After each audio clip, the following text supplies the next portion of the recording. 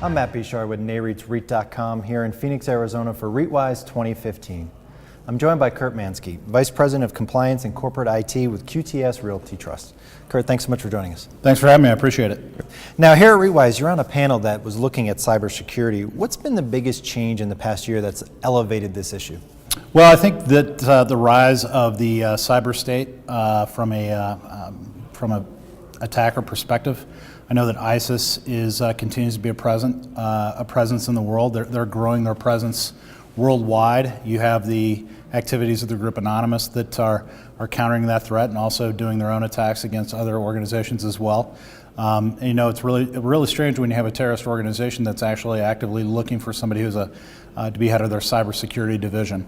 You have on top of that, you have a lot of well-publicized incidents that have come out that seems to be a constant drumbeat that happens every year, and there's a cadence to that something new comes out that creates a new risk.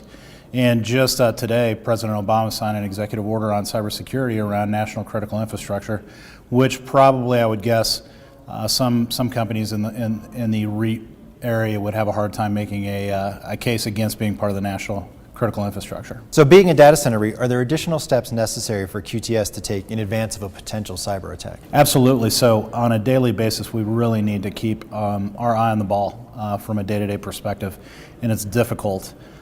Being a data center and having kind of the level of profile of clients that we have at QTS, we're on the front lines on the war on cyber terror.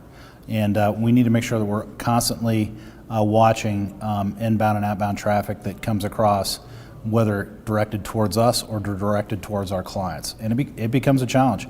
I think most people that outside of IT would be just astonished to know the number of attacks that happen against our architecture or just their company's architecture as a whole.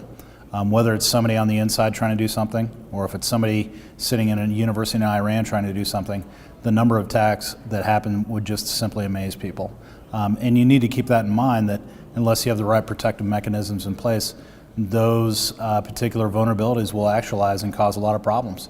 And lastly, how important is internal education to protecting a company? It is absolutely essential. If you go back and you look at some of the high-profile incidents that have happened in the last year, they largely have happened because somebody on the inside of the company was taken advantage of through social engineering techniques.